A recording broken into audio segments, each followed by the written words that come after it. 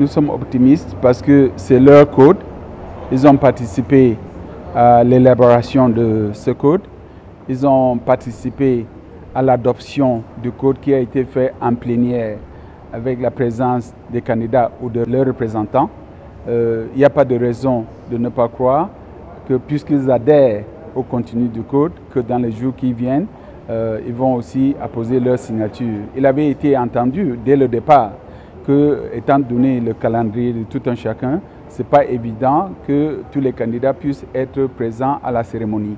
Et il avait été convenu au moment de l'adoption du code que ceux qui ne pouvaient pas être à la cérémonie auront toujours la possibilité de signer le code et que cette information sera aussi rendue publique pour rassurer les populations que tous les candidats adhèrent au code de bonne conduite et vont vulgariser le code et inciter leurs militants à adhérer aussi à l'esprit et au contenu du code.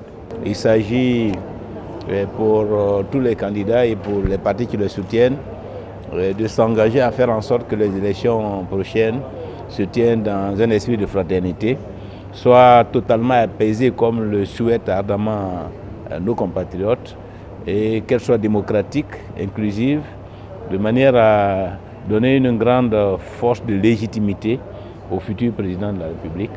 Nous avons tenu à être là pour manifester notre volonté de travailler dans ce sens, la volonté du Front populaire ivoirien, mon parti de façon générale, mais la volonté personnelle que j'ai de faire en sorte que ces élections à venir soient des élections équitables, des élections apaisées qui permettent à la Côte d'Ivoire de tourner la page de toutes les violences qu'elle a connues dans le passé.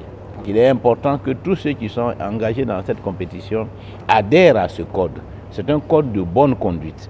Et je crois que nous devons tous manifester notre volonté d'avoir une conduite exemplaire qui garantisse la paix, la stabilité politique et des élections justes et transparentes. Vous savez que nous avons eu beaucoup de problèmes après les élections de 2010.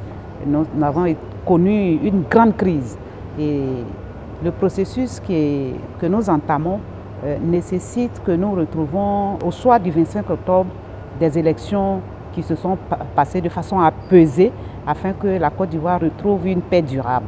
Donc à mon avis, je vais indiquer que partout où on devait m'appeler pour signer un tel code, je m'empresserai de partir. Donc je me suis empressée de venir ici au palais pour signer ce code, pour indiquer aux Ivoiriens que j'ai décidé d'être candidate pour que la Côte d'Ivoire soit apaisée, pour indiquer aux Ivoiriens que je suis d'un parti centriste, d'idéologie centriste, et que nous recherchons la paix, et que nous recherchons la cohésion sociale, nous recherchons la réconciliation. Nous voulons rassembler les Ivoiriens pour que en Afrique, il n'y ait plus de guerre, pour qu'en Côte d'Ivoire, il n'y ait plus de guerre, pour qu'il n'y ait plus de morts.